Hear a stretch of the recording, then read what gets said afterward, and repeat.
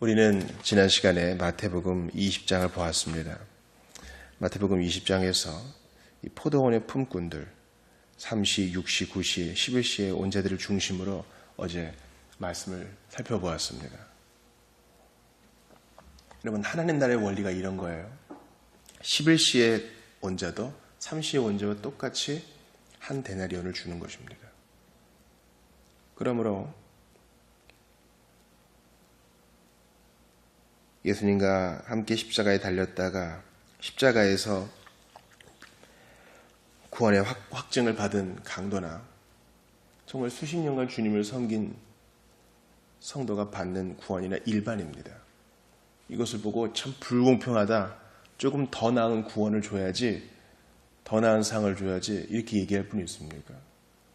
그건 전제가 잘못돼서 그래요. 하나님 앞에서는 누구도 권리를 주장할 수 없는 참혹한 죄인이라는 사실을 기억해야 합니다. 내가 이렇게 애쓰고 힘쓰고 봉사한 것도 사실은 다 부족한 것입니다. 하나님께서 받아주시기만을 원합니다. 무능하고 무익한 종입니다. 이 고백이 나와야지 왜 나는 더 많이 안 줘요? 한다면 이것은 기독교의 정신을 잘못 이해한 것입니다.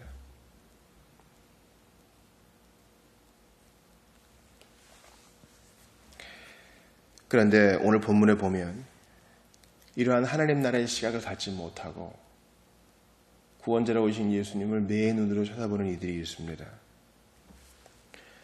사람들은 예수님을 환호하며 맞이하고 있는데 그렇게 하지 못한 자들이 있죠.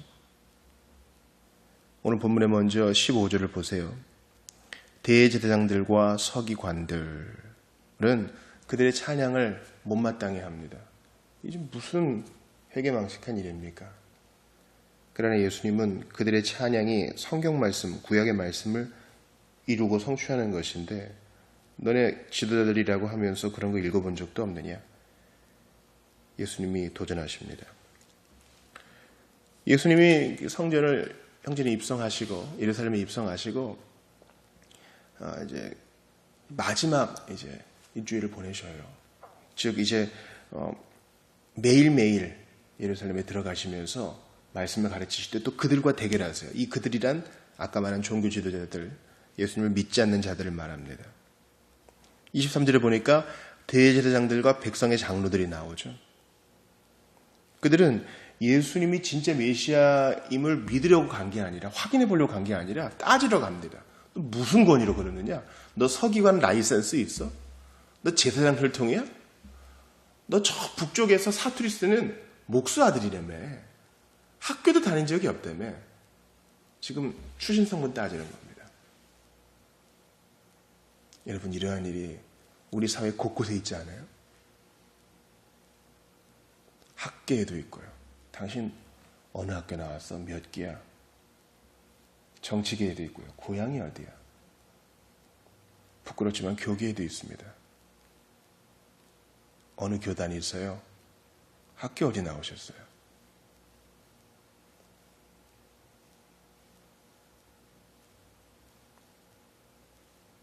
정말 그게 그렇게 중요한 것인가? 우리가 우리 세대에 이 일을 바로잡지 않으면 우리 후손들이 쓴 열매를 맛보게 될 겁니다. 이것은 대제사장들과 백성의 장로들의 위선이요, 바로 위에서 나온 열매 맺지 못하는 무화과 나무의 저주, 그것의 다름 아닙니다. 그리고 예수님이 두 비유를 들어서 그들을 정죄하십니다. 아버지가 하나들에게 말합니다. 포도원에 가서 좀 일을 좀 해라. 싫어요. 처음에 그렇게 했지만 가서 일하는 아들이 더 낫다는 겁니다. 이 대제사장들과 서기관들, 백성의 장로들은 어떤 자녀예요? 예, 아버지 가겠습니다 해놓고 띵까띵까 노는 자들, 위선적인 자들. 잎이 무성했어요. 무화과, 꽃은 없어요. 하지만 잎이 무성하면 이제 신열매라도 나와야 되는데 그런 열매도 없는 자들. 예수님은 예루살렘에 입성하셔서 세리와 창녀들, 오늘 본문에 32절에 나오죠. 너희는 믿지 않았지만 세리와 창녀들은 믿었어. 그들에게는, 마음 가난한 자들에게는 말씀을 전하시고 믿지 아니하는 자들에게는 이제 도전하십니다. 경고하시죠. 또 두 번째 비유를 어떻게 경고하십니까? 포도원을 만들어가지고 새로 주었다. 남는 게 있어야 될 거 아니냐. 그런데 열매를 받으러 보낸 종들마다 다 때리고 죽이고, 아들까지 보내는데 아들까지 홀대하고. 그게 너희 아니냐. 예수님은 당신님이 하나님이심을 지금 말씀하시는 거예요. 내가 구약시대에 너희 조상들에게 얼마나 많이 선지자들을 보냈느냐. 너희는 홀대했지. 듣지 않고 미워하고 예레미야처럼 가두고 죽이기까지 하지 않았느냐. 이제 너희들은 그 나라를 빼앗길 것이다. 그리고 오늘 본문에 43절에 밑줄을 치세요. 그러므로 내가 너희에게 이르노니 하나님의 나라를 너희는 빼앗기고 그 나라의 열매 맺는 백성이 받으리라. 열매 맺는 백성. 이것이 오늘 본문을 이해하는 키워드입니다. 저는 그리고 지금 마치 전기에 감전된 듯이 전율을 느낍니다.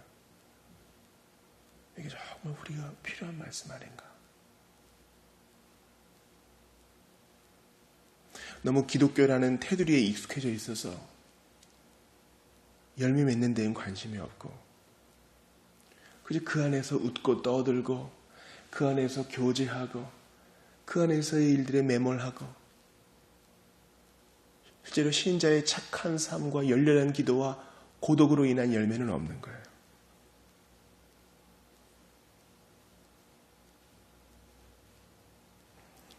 이 돌 위에 떨어지는 자는 깨지겠고 이 돌이 사람 위에 떨어지면 그를 가루로 만들어 흩으리라. 그리스도를 믿는 자는 안전할 것이지만 그를 믿지 아니하는 자는 멸망을 당할 것이라는 주님의 경고입니다. 여러분, 제가 어제 한 전화를 받았습니다.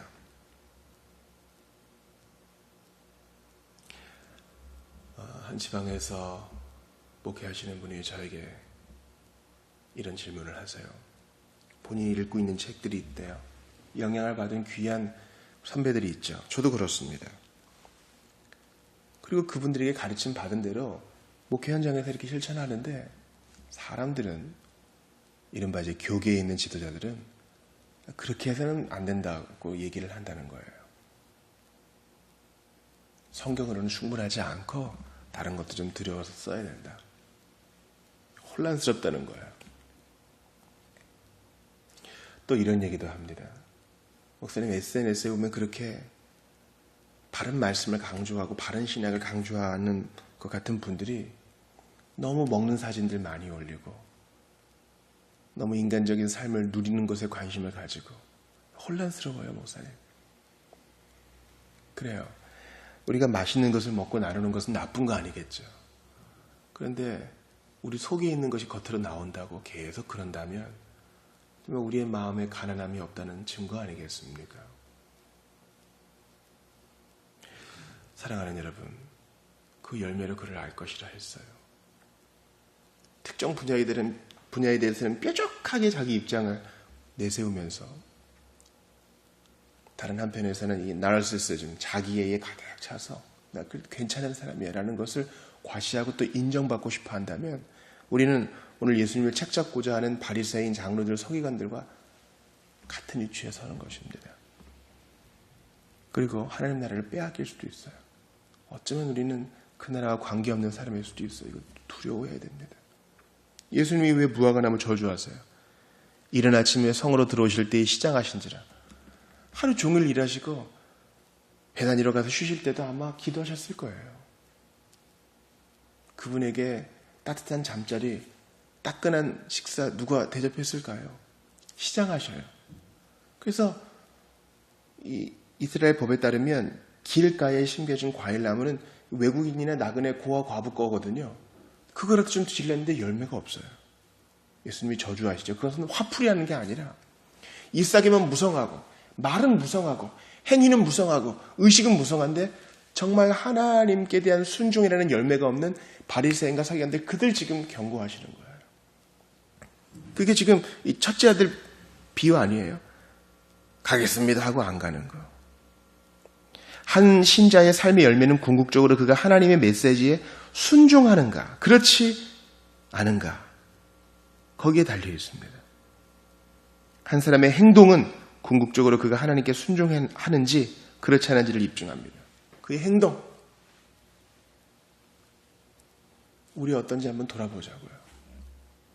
기도 유창해요. 신앙생활 10년 하면 교회 용어에 익숙해요. 근데 정말 우리는 예수를 따르고 있는가?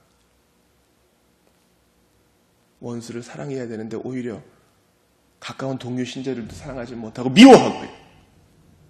리차드 범버란트라는 분을 제가 주일 설교 때 말씀드렸습니다. 그는요, 서구에 이제 나오게 되면서 서구의 그리스도인들이 그의 몸값을 지불해주고 그가 나와서 보니까 서구 그리스도인들은 그 당시에 동구권에 고난받는 형제들에 대해서 전혀 관심이 없다는 걸 알았다는 거예요. 오히려 그들은 한 교단에서 다른 교단으로 다른 신자들을 끌어들이는 일에 관심이 있는 것 같더라.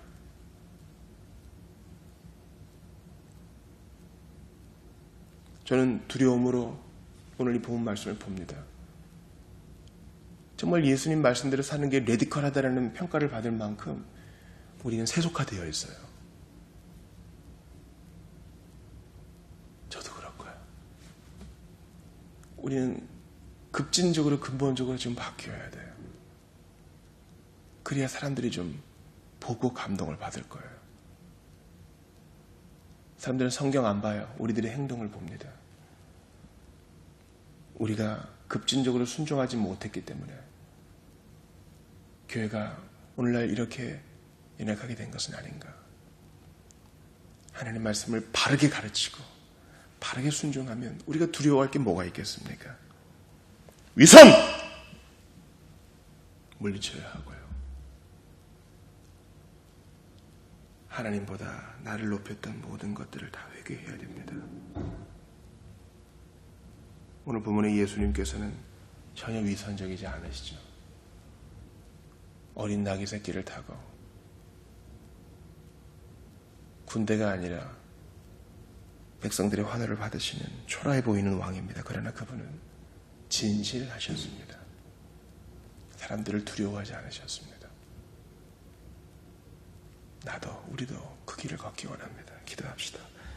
주님, 너무나 때가 많이 묻었습니다. 너무나 부족합니다.